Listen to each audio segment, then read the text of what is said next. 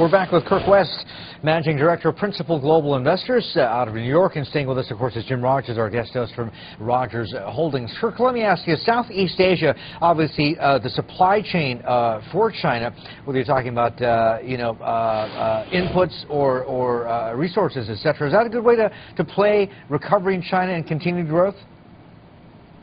Well, you're right. I mean, China has been trading more with its traditional partners, and I think that will only increase.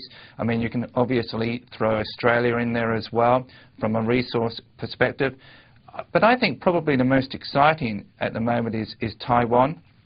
Only recently you saw new industries opened up for mainland investment that included semis and panels. You've got the ECFA agreement coming up, and I think you're going to see an MOU on finance as well signed in the medium term. So that's probably the area where I think you're probably going to get most leverage. Kirk, it's Sejal joining in on the interview. I wanted to get your thoughts on Singapore and how they'll benefit, because a lot of analysts I've spoken to say, they'll attract the tourism dollars as well. That's one thing, but being the services hub and the financial hub, China is a very important trading partner for Singapore.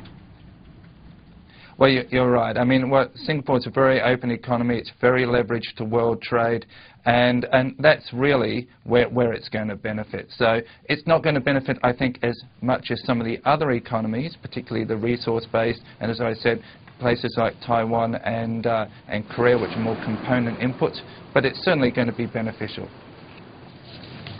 Kirk, in terms of where we're sitting valuation-wise, I mean, we've had a pretty good third quarter, haven't we? In fact, we've had a pretty good run since those March lows globally. With regards to investing in Asia specifically, I mean, obviously we've gone from the very highs, price to perfection, to price to Armageddon. Steve Wood was talking about the U.S. market with this as well. He reckons we're sort of, more fairly priced now. What do you think? Are we fairly priced?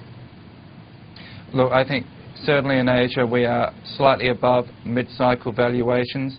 And, so the earnings data, which is going to come in the next few quarters, is going to be very important, because any disappointments could be hurt.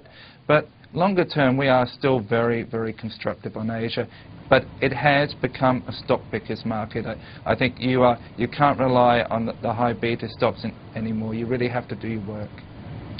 Kirk, what about policy uncertainty? Are we going to get any visibility or clarity on the trajectory that Beijing is going to take, especially with regard to reining in some of this liquidity and exiting the stimulus and possibly even putting its foot on the brake? Look, I think what China is China has quite a significant unemployment problem at the moment. I think somewhere in, over 25 million jobs have been lost in this downturn. So I don't think China is going to really rein in any policy until they feel comfortable that they're starting making inroads into that unemployment number. So at the moment, they've got a target growth rate. I'd feel reasonably comfortable they're going to get there. Some of the Chinese sectors are going to do extremely well. I mentioned some before: agriculture, water, infrastructure, things like that.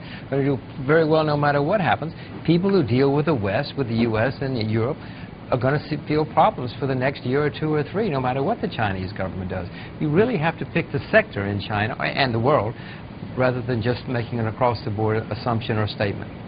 But as far as asset inflation themes are concerned in the mainland, in China, do you think that entire story is looking a little bit overcrowded right now? It seems like everyone has gotten... Shanghai real estate has gone through the roof here in the last few months. I wouldn't buy Chinese real estate, but if you want to buy real estate out in the hinterlands and some of the agricultural areas or some of the areas where things haven't done as well, you'll probably be a very, very rich man someday. Okay, go West. Understood. All right, we're back with Kirk West.